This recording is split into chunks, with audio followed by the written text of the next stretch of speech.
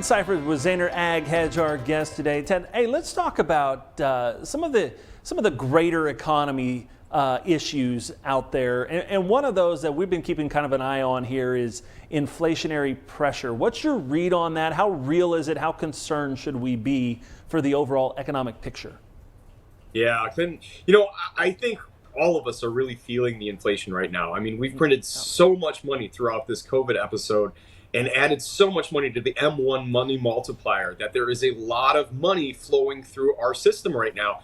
And when that happens, you see inflation. Now, when the Fed talks about inflation, they say X food and energy. But, I've always said, and I think a lot of people have always said, well, food and energy are the things that, as consumers, that's where we feel inflation the most. And look at where corn prices are trading. Look at where crude oil prices are trading. Yes, so inflation really feels like a real thing. And you have a lot of items, in particular luxury items, that are just unattainable because they just can't produce them fast enough. People are buying, spending. And, when you have situations like that, it is inflation.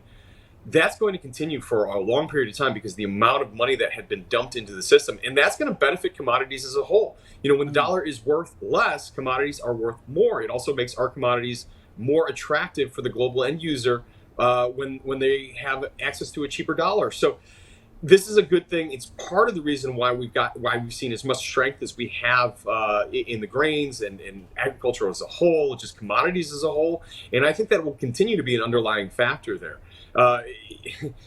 You look at a lot of the strength that we've seen in the last couple of weeks, and while some of that has been fundamentally justified, and specifically I'm talking about the corn here, right. I think a lot of that is also really justified by the speculative crowd wanting to come in and own things that are inflationary hedges, and they're using corn because they like the look of the corn chart, so that attracts them.